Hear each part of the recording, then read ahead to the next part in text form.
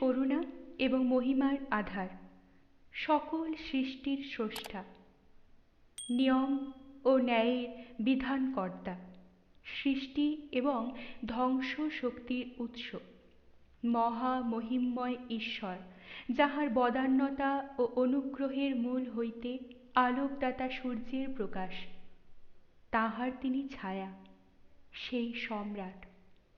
সৌভাগ্যবান অভিজাতদিগের মধ্য হইতে বিশেষ সম্মানিত, জ্ঞান ও গুণসম্পন্ন, ন্যায় নীতি ও মহত্বের আদর্শে একনিষ্ঠ ব্যক্তিদের প্রদেশের সুবাদার সেনানায়ক নবাব ফৌজদার বহাল করেন এই হেতু যে ঈশ্বরের অভিপ্রেত ন্যায় নীতি নিয়ম শৃঙ্খলা দেশে সমাজে যেন সূর্য কিরণ বায়ু ও বর্ষণের মতোই পক্ষপাত শূন্য এবং সূক্ষ্ম হয়। কিরণ ও উত্তাপের বর্ষণের ভার যেমন তিনি সূর্য এবং বরুণ বা মেঘের ওপর অর্পণ করিয়াছিলেন, তেমনি মানুষের সমাজে ন্যায় বিচারের ভার তিনি অর্পণ করিয়াছেন সম্রাটের উপর। সম্রাটের যাহারা প্রতিভু, তাহারা সেই নিয়মে নিরপেক্ষ ও সূক্ষ্ম বিচারক। এই অমোঘ নিয়মে যে বৃক্ষ সদম্ভে মস্তকোত্তোলন করিয়া বহু বৃক্ষের ওপর অত্যাচার করে, তাহার মস্তকে ঈশ্বর বজ্র নিক্ষেপে তাহার নাশ করিয়া বহু অসহায় বৃক্ষকে রক্ষা করেন এবং প্রাপ্য আলোক ও জল দ্বারা তাহাদের পালন করেন সম্রাটের নির্দেশ ও নিয়মে। সাম্রাজ্যের স্তম্ভ স্বরূপ শাসকগণও অত্যাচারী মদমত্তকে ধ্বংস করিয়া নিঃসঙ্কতা ও সুখের প্রতি দৃষ্টি রাখিয়া থাকেন। ঈশ্বরের রাজ্যে একজন রাজা ও একজন সামান্য ভিক্ষুকের ভাগ্য ফলে পার্থক্য পূর্বজন্মের কর্মফলে নির্দিষ্ট বা নির্ধারিত। সেই অনুসারে ভোগ সুখের তারতম্য সত্ত্বেও কিন্তু তাহাদের প্রাণের মূল্য এক। সেই নিয়মেই সম্রাটের বিচারালয়ে একদা এক বিধবার পুত্রকে দৈবক্রমে লক্ষ্যভ্রষ্ট তীরের আঘাতে বধ করার জন্য ন্যায়পরায়ণ কাজী সাহেব স্বয়ং সম্রাট নাসিরউদ্দিনের বিচার করিয়াছিলেন এবং সম্রাট অবনত মস্তকে সে বিচার শিরোধার্য করিয়াছিলেন। ইসলামের মহামান্য পয়গম্বর সামান্যতম মানুষকেও সকলের সঙ্গে সমান মর্যাদা দিয়া গিয়াছেন। অশেষ করুণার আধার ঈশ্বর অন্যায় অত্যাচারে অত্যাচারিত সামান্য প্রাণীর দুঃখে দীর্ঘ নিঃশ্বাস ফেলিয়া থাকেন। সামান্যতম ব্যক্তি অন্যায়ভাবে পীড়িত হইলে তাহা জ্ঞাত হইবা মাত্র ঈশ্বরের ছায়া স্বরূপ সম্রাটের বক্ষ হইতেও তেমনি দীর্ঘ নিঃশ্বাস পড়ে। সম্রাটের রাজ্যে শাসক বৃন্দ সেই সব গুণের শরিক, তাহারাও বিচলিত হন। মহামান ফৌজদার অশেষ গুণ সম্পন্ন শ্রীযুক্ত মোহাম্মদ হাফেজ খাঁ জানাব আলী বাহাদুর, আপনি অভিজাত, আপনি ধার্মিক, আপনি নির্ভীক, আপনি দয়ার্দ্র হৃদয়, অথচ ন্যায়পরায়ণ। আপনার শাসনাধীনে প্রজাবর্গ ধনী নির্ধন স্ত্রী পুরুষ হিন্দু মুসলমান নির্বিশেষে সুখেই কালাতিপাত করিতেছে। তবুও মৃত্তিকার গহ্বরে দিবসকালেও অন্ধকারের মতো সেই অন্ধকার গহ্বরবাসী হিংস্র অজগরের মতো লুক্কায়িতভাবে অন্যায়কারী অত্যাচারী যে রহিয়াছে, ইহা সত্য, এবং সে সত্য সূক্ষ্ম দূরদৃষ্টি সম্পন্ন মহামান্য ফৌজদার সাহেবও অস্বীকার করিবেন না। বহু ক্ষেত্রে ইমারতের মধ্যেও এমন অজগর বাস করে। আপনার এলাকাধীনে গঞ্জ ইলামবাজারের এমনি এক অজগর চরিত্রের ব্যক্তি অর্থ সম্পদের ইমারতের গহ্বরে আত্মগোপন করিয়া বিষ নিঃশ্বাসে বায়ু বিষাক্ত করিতেছে, বহু অসহায় জীবকে কবলগত করিয়া নাশ করিতেছে, গ্রাস করিতেছে।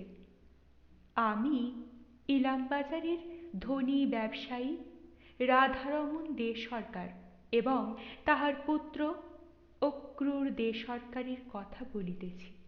মাধবানন্দ হাতিমপুরের ফৌজদার হাফেজ খাঁয়ের উদ্দেশ্যে পত্র রচনা করছিলেন।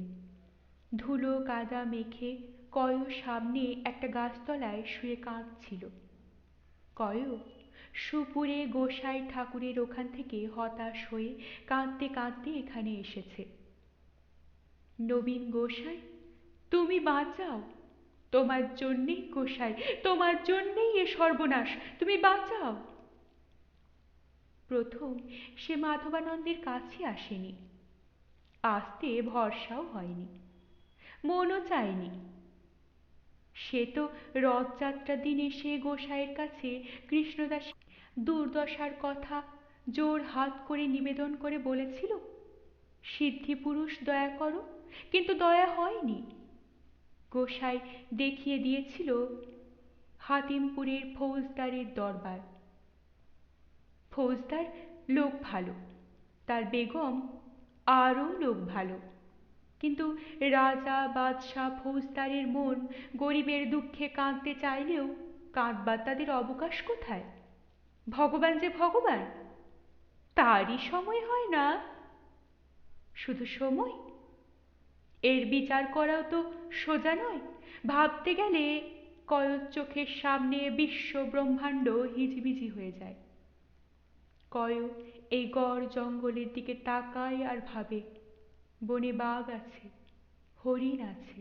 বাঘ বলে, ভগবান খেতে দাও, হরিণ দাও মেরে খাই, হে ভগবান, হে ভগবান।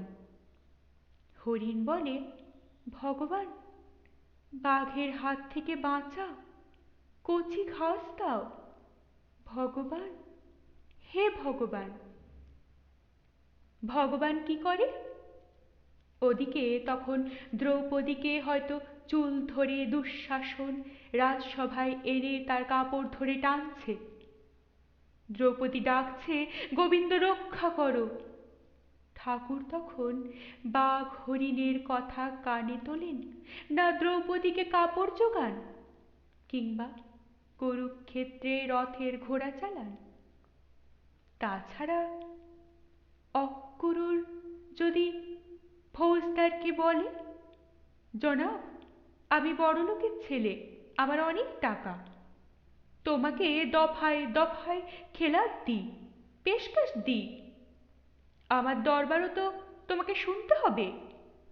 আমার যদি লোক লস্কর না থাকে তো আমি কিসের বড় লোক? আমার বড় বাড়ি ঘোড়া পালকি না থাকলে যেমন চলে না, তেমনি মোহিনীর মতো দু চারটে সেবাদাসী না থাকলে চলবে কেনে? বাদশার ঘরে 10,000 20,000 বাদী, লবাবের ঘরে 1000 2000, ফৌজদার কাজী জমিদার এদের ঘরে গন্ডায় গন্ডায়, কুলীন বামুনদের সদরুনে পরিবার। অক্রূরের দোষী বা তাহলে কোথায়? ওই তো সেদিন সেই নীল মানিকটা পেয়ে খুশি হয়ে তাকে খাইয়ে দুটো মিষ্টি কথা বলেছিল, বলতে বলতে কি খবর এলো কোথা থেকে, ব্যাস ফৌজদার হন্তদন্ত হয়ে চলে গেল, হয়ে গেল খতম। কোথায় মোহিনী? কে মোহিনী? কেই বা কয়? কে তার খোঁজ রাখে, খবর রাখে? তাই সে মাধবানন্দ বা ফৌজদার এদের কাছে না গিয়ে উপায়ান্তরহীন হয়ে শেষে ছুটে এসেছিল আনন্দচাঁদ ঠাকুরের কাছে। কিন্তু সেখানেও ঠাকুর যখন দরজা বন্ধ করে ঘরে ঢুকে আর দরজায় খুললেন না, তখন হতাশ হয়ে কাঁদতে কাঁদতে ইলামবাজারে ফিরেই আসছিল। হঠাৎ পথে কয় ওপারের বনের দিকে তাকিয়ে রাগে ক্ষোভে অধীর হয়ে উঠল। ওই নবীন গোসাই সব সর্বনাশের মূল। ওর এই অভিশাপে মাঝি পাগল হয়ে গেল। মাঝি কৃষ্ণদাসী বৈষ্ণবী যখন কেশবিন্যাস করে, কপালে তিলক, নাকে রসকলি কেটে, পান দোক্তায় ঠোঁট রাঙা করে পথ দিয়ে চলে যেত, তখন পথের লোক দাঁড়িয়ে দেখত তার রূপ। সে যখন কথা বলতো তখন লোকে অবাক হয়ে শুনত, ভাবতো কথা তো সবাই বলে, কিন্তু এমন কথা এ মেয়ে কেমন করে বলে? এ কথা কোন কথা? যার ধার খুরের মতো, যার ছটা বেলোয়ারি চুড়ির ঝিকিমিকির মতো, কণ্ঠস্বরে বাঁশির সুর, কথার সঙ্গে হাসিতে মধুর আমেজ।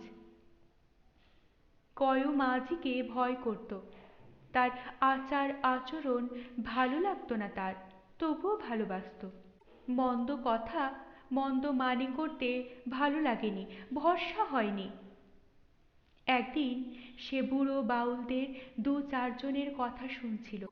তারা বলাবলি করছিল, মাঝি সাক্ষাৎ রাধা রসের দুতি গো, ওই রসে ডগমগ, চলনে হাসি বলনে হাসি, রঙ্গে হাসি ব্যঙ্গে হাসি, রসের পিঠে রসে রসে এলিয়ে আছে, তুলে ধরতে গেলে পরে। সাক্ষাৎ রসময়ের কৃপা না হলে কি জীবনে এত রস ঢোকে?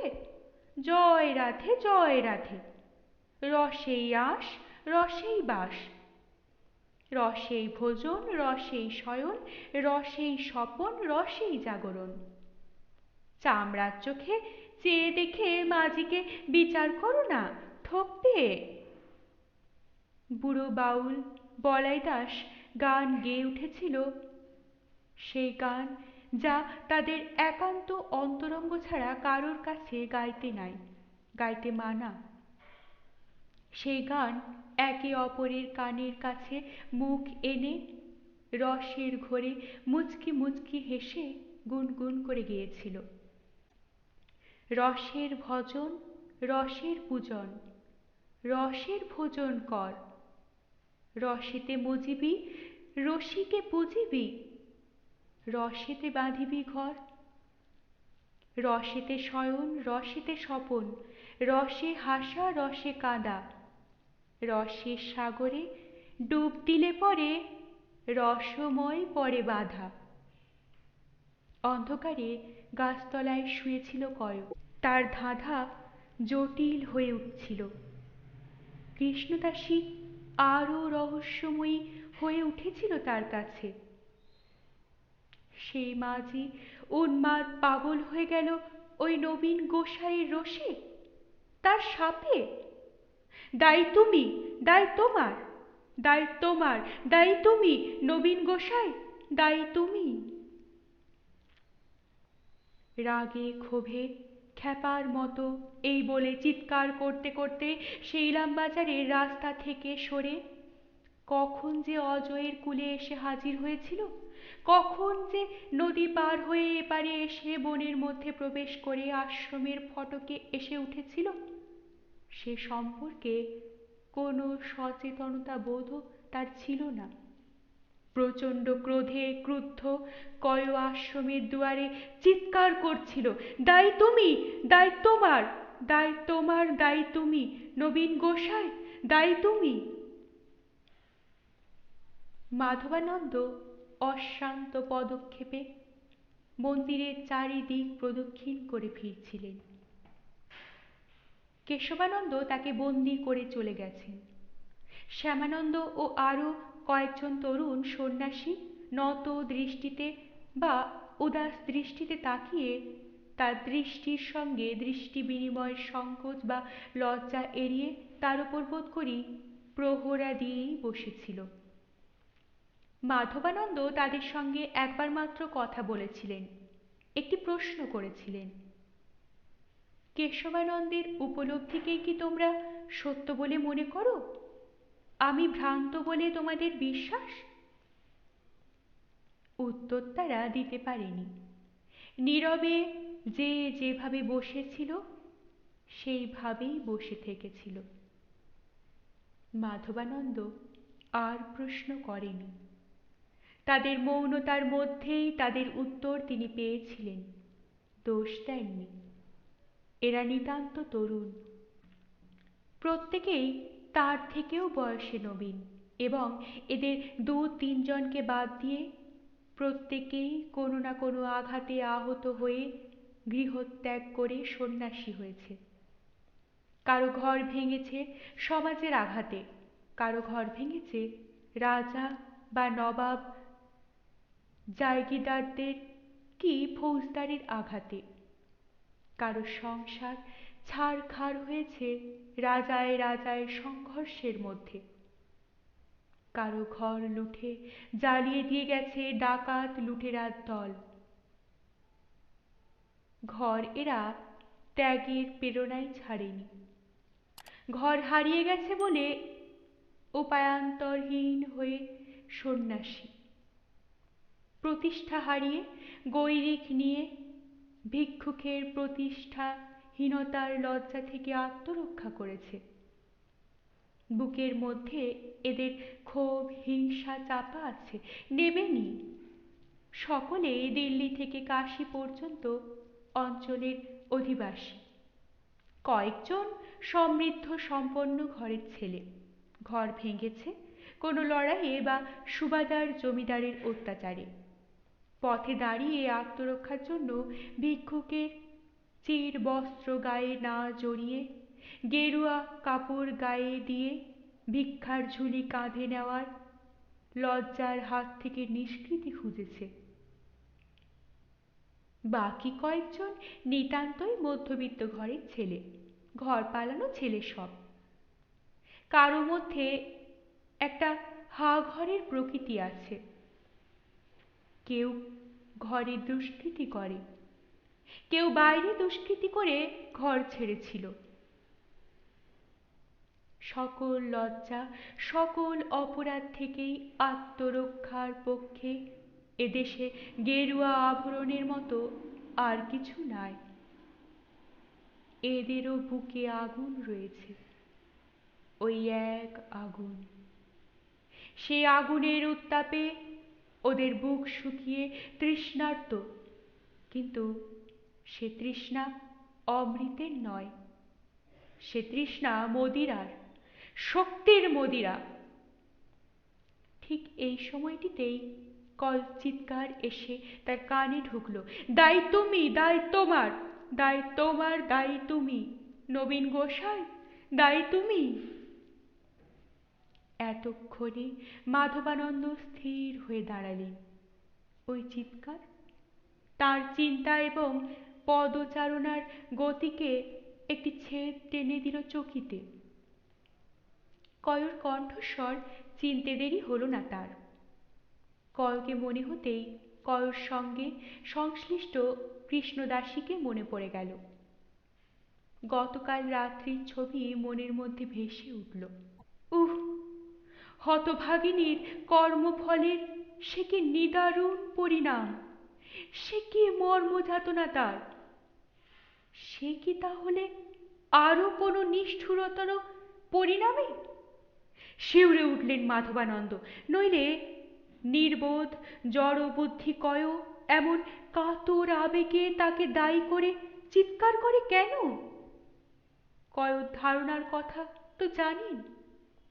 সে নিজের মুখে বলে গেছে, নবীন গোসাই তুমি সিদ্ধ পুরুষ, তোমার রোষে পড়েই কৃষ্ণদাসীর এই অবস্থা।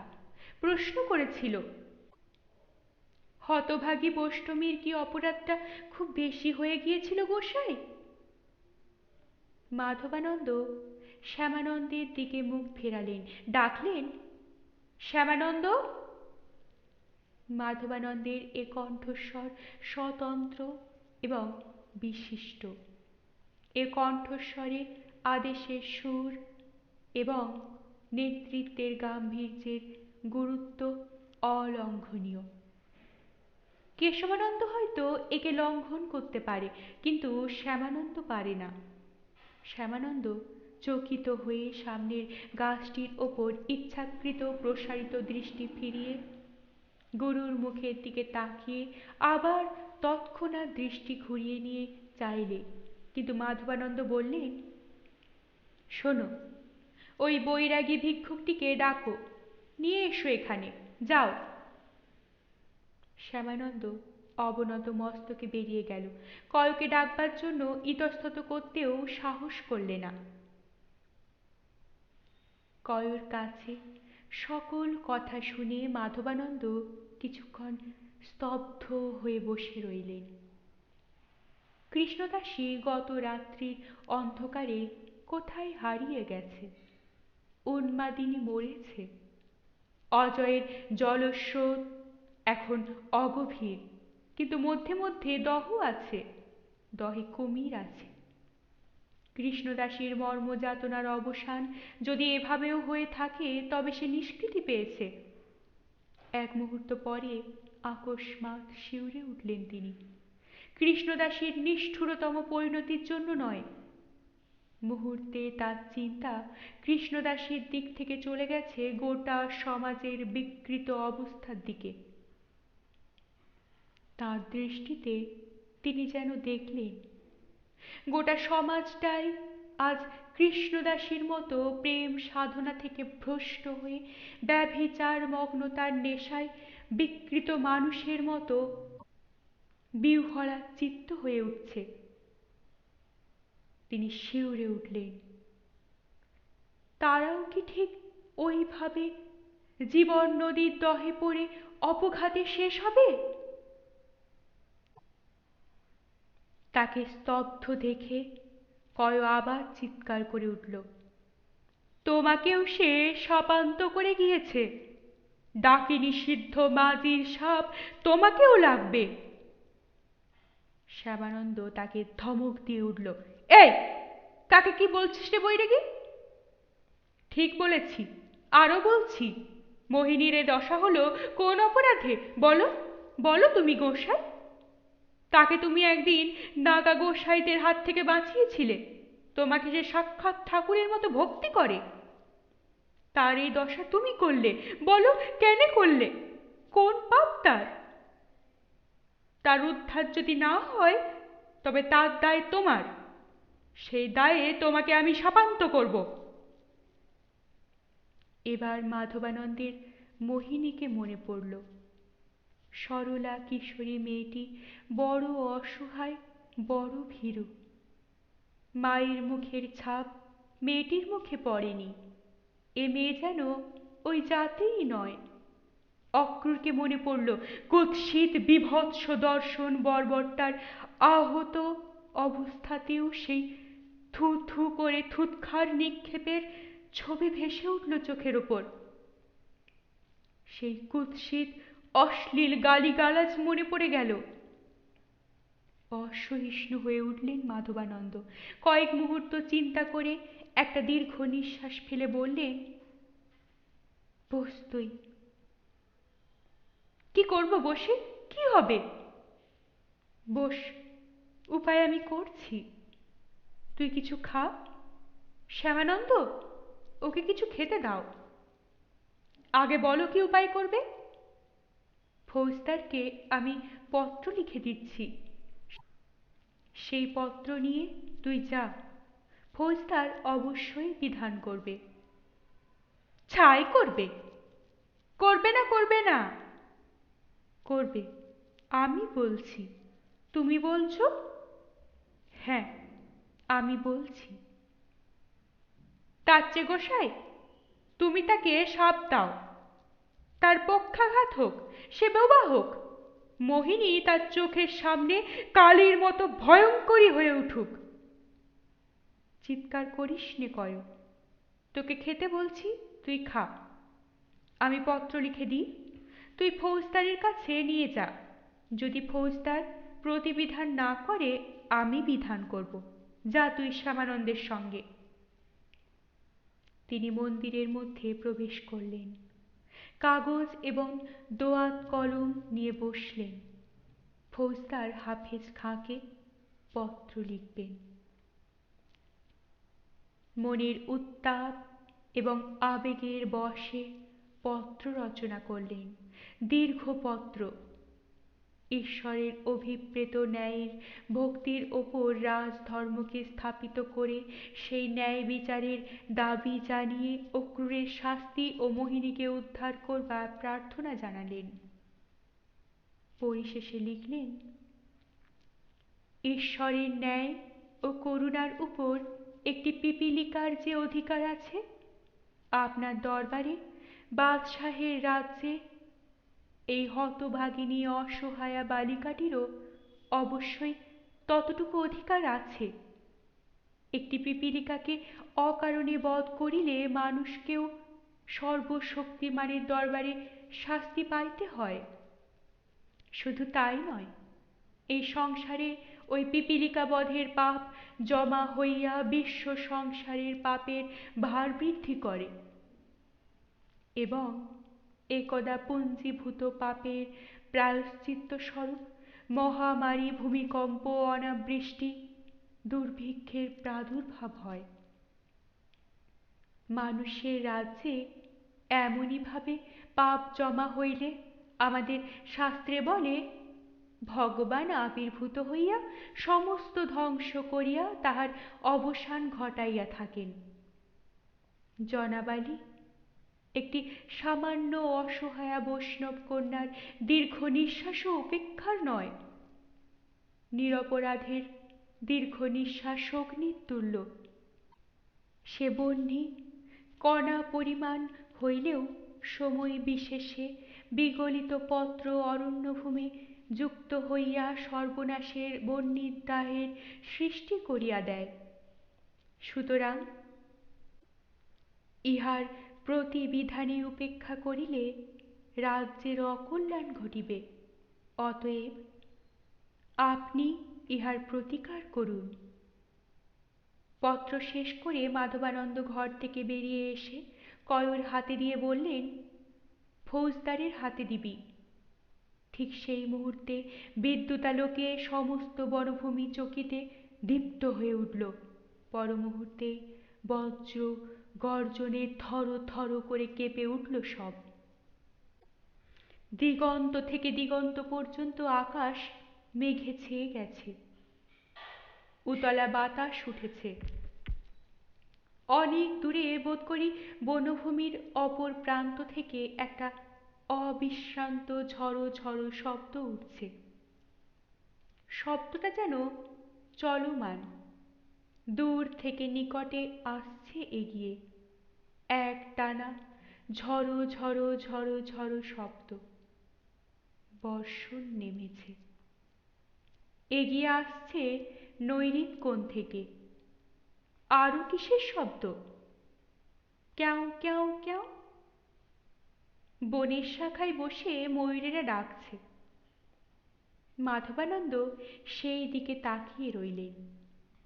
বর্ষার মেঘ মেদুর আকাশের কি একটা বিষণ্ণ মায়া আছে। সেই মায়া মনকে বিষণ্ণ করে তোলে, উদাস করে দেয়।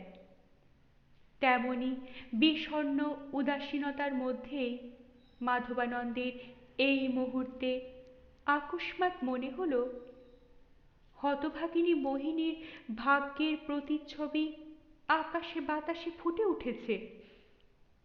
নিজের করুণার কাছে তার নিজেকেই যেন অপরাধী মনে হচ্ছে। বিচিত্রভাবে নিজের অজ্ঞাতসারে অনিচ্ছায় কৃষ্ণদাসীর শোচনীয় পরিণতি, তার সঙ্গে মোহিনীর এই দুর্দশার সকল কারণের মূলের সঙ্গে তিনি যেন জড়িয়ে গেছেন।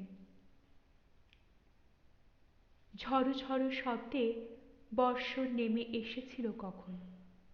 চিন্তামগ্ন মাধবানন্দের খেয়াল ছিল না। ধারা বর্ষণের মধ্যে সব লুপ্ত হয়ে গেছে। বন ঢেকে গেছে, আকাশ ঢেকেছে। অজয়ের তটভূমি, অজয়, অজয়ের পরপার সব ঢেকে গেছে। তার চিন্তা ভাবনার দিক দিগন্ত সব যেন এমনই একটা কিছুর মধ্যে হারিয়ে গেছে, ঢেকে গেছে। তিনি ভাবছিলেন, যদি ফৌজদার কোনো প্রতিবিধান না করে, তারপর কি করবেন তিনি? অসহায় কোটি কোটি জীব এই সৃষ্টির ভালো মন্দের দ্বন্দ্বের মধ্যে বলি হচ্ছে। ভালো মরছে, মন্দ মরছে, তারই মধ্যে সৃষ্টি চলছে আপন পথে। মহা কুরুক্ষেত্রর শেষ আজও হয়নি, কতকালে হবে কে জানে। সেই যজ্ঞে নিজেকে বলি দিয়েছে কৃষ্ণদাসী, তিনি মন্ত্র পড়েছেন। আবার মোহিনীও বলি হবে, তিনি পুরোহিতের মতো মন্ত্র পড়েই চলবেন। কয় বলে গেছে ঝুলন পূর্ণিমার দিন মোহিনী বলি হবে।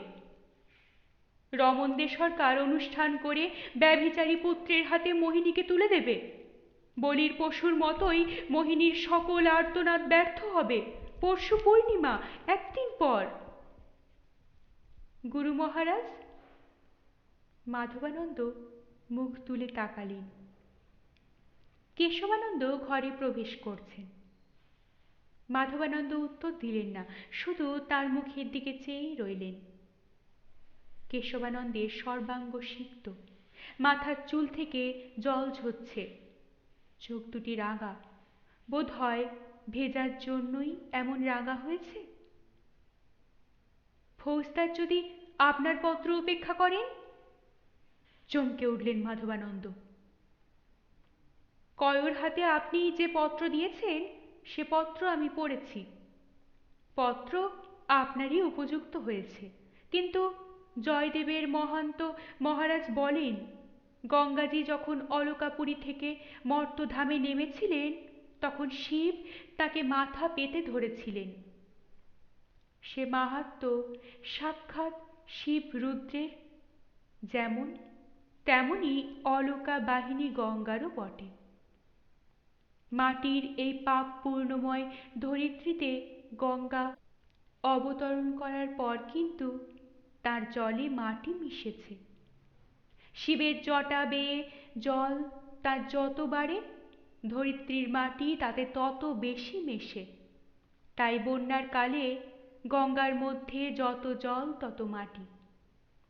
তখন বন্যার প্রবাহে সৃষ্টির চেয়ে ধ্বংসের শক্তি বেশি। তাই গঙ্গায় বান ডাকলে শত শিবলিঙ্গ সাজিয়ে বাঁধ দিলেও বানের গতিরোধ হয় না। বানে যা ভাঙবার তা ভাঙে। তোমার গুরুকে বলবে, ঈশ্বরের নিয়ম সূর্য মানে, চন্দ্র মানে, বাতাস মানে, বর্ষা মানে, কিন্তু মানুষের মধ্যে তার দশা হয়। কাঁচ স্বচ্ছ অলকানন্দার অমৃত বায়ী ধরিত্রীর বুকে বহতা গঙ্গার ঘোলা জলের মতো। রাজবিধান গঙ্গার ঘোলা জল, আর রাজা হল ওই বহুলের শিবলিঙ্গ। সুবাদার ফৌজদার কাজী, এ তো নুড়ি ভাই। গায়ে একটা সাদা দাগের বেড় থাকে, সেটা দাগই ভাই, উপবিদ নয়। গঙ্গা জলের মহিমা গেয়েছে তোমার গুরু এক নুড়ির কাছে। হারে গঙ্গা জল, যার আধা হলো মাটি আর কাদা। তুমি বলছো ফৌজদার হাফেজ খা আমার পত্র অনুধাবন করবেন না? পরক্ষণেই বললেন, তুমি কি কেন্দুলির মহান্তের কাছে গিয়েছিলে? তুমি তো সুপুরে গোস্বামী পালের কাছে গিয়েছিলে। সেখান থেকে আমি মহান্ত মহারাজের কাছেও গিয়েছিলাম। সুপুরে সংবাদ পেলাম আগুন জ্বলেছে, দিল্লিতে নাদির শাহ এসে চেপে বসেছে। এ খবর 2 মাসের পুরনো। এতদিনে কি হয়েছে কেউ জানে না, কিন্তু দিল্লির বাদশাহী তক্ত যে পাথরের ওপর বসানো, সে পাথরখানায় বাদশাহজাদার হাতুড়ি মেরে মেরে ফাটিয়েছিল। নাদির শাহের ইরানি হাতুড়ির ঘায়ে সেটা ভেঙেছে। আর তো বসে থাকবার সময় নেই, তাই মহান্ত মহারাজের কাছে না গিয়ে পারিনি। এ খবর হাতিমপুরে এসেছে গুরু মহারাজ। এখন আপনার পত্র পড়ে অনুধাবন করবার মতো তার সময় নাই বলেই আমার ধারণা। মাধবানন্দ হাত তুলে ওপরের দিকে নির্দেশ করে বলতে গেলেন, ফৌজদার না শুনলে তাঁর হাত। আমি কি করব কেশবানন্দ? কিছু বলতে গিয়েও পারলেন না বলতে। চুপ করে আকাশের দিকে নয়, মাটির দিকে চেয়ে বসে রইলেন। কেশবানন্দ বললেন, আপনি কি কয়কে প্রতিশ্রুতি দিয়েছেন যে ফৌজদার প্রতিকার না করলে? কথাটা শেষ করলেন না তিনি। অসমাপ্তির মধ্যে ইঙ্গিতে প্রশ্নটিকে সামনে ধরে দিলেন। মাধবানন্দ মুখ তুললেন, বললেন, ধর্ম সাধনার পথে আত্মরক্ষার জন্য অস্ত্র সংগ্রহ করেছিলাম। তুমি তাকে এ কালের সুযোগে বিধর্মী শাসন উচ্ছেদের কাজে প্রয়োগ করতে চাও। বিধর্মী উচ্ছেদের সঙ্গে অধর্মের উচ্ছেদ করবে কেশবানন্দ? বলো তাহলে। মাধবানন্দ আসন ছেড়ে উঠলেন। কংসারী বিগ্রহের বেদির একপাশে থাকত একখানি তরবারি, অপর পাশে একখানি ঢাল। তরবারিখানি হাতে তুলে নিয়ে মাধবানন্দ বললেন, তাহলে আমি তোমাদের সকলের ইচ্ছা এবং চেষ্টার সঙ্গে নিজেকে যুক্ত করে দিচ্ছি, বলো। কেশবানন্দ নতজানু হয়ে তার চরণ স্পর্শ করে মাথায় ঠেকিয়ে বললেন, জয় কংসারী। আপনি নিশ্চিন্ত থাকুন। ঝুলন পূর্ণিমার পূর্বেই অসহায়া মেয়েটিকে আমরা উদ্ধার করব। ভালো লাগলে অবশ্যই লাইক করবেন, শেয়ার করবেন। পরবর্তী পর্বে চোখ রাখতে চ্যানেলটিকে অবশ্যই সাবস্ক্রাইব করবেন ও প্রতিটি পর্ব মিস না করার জন্য বেল আইকনটি প্রেস করবেন। আপনাদের অভিমত কমেন্ট বক্সে অবশ্যই জানাবেন। অনেক ধন্যবাদ। নমস্কার।